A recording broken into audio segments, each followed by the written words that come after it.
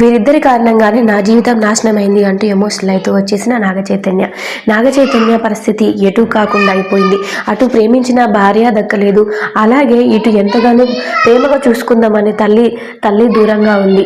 అయితే తండ్రితో కలిసి ఉంటే వారితో ఉండాలని అనుకుంటూ ఉంటారు ఎవరు, కానీ నాగచైతన్యకి ఆ అదృష్టం కూడా తగ్గలేదు. ఇటు ఫాదర్ ప్రేమ అయినా అయితే నాగచైతన్య అమ్మ ఒక కాడ నాన్న ఒక కాడ అయిపోయారు. అలాగే ఇప్పుడు అఖిల్ మ్యారేజ్లో కూడా నాగచైతన్యకి మళ్ళీ అవమానమే జరుగుతూ వచ్చేసిందట. అయితే చిన్న కొడుకుని ఒకలా పెద్ద కొడుకుని ఒకలా ఎందుకు చూస్తారు?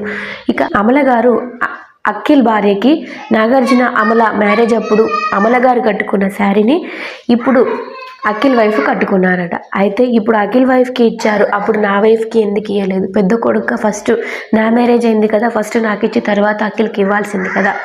ఏదైనా సరే వాడికే ఇస్తారు, నాకు ఇవ్వరు. నేను ఎవరికి కాకుండా పోయాను. అటు తల్లి ప్రేమకు నోచుకోలేకపోతున్నాను, ఇటు తండ్రి ప్రేమకు నోచుకోలేకపోతున్నాను.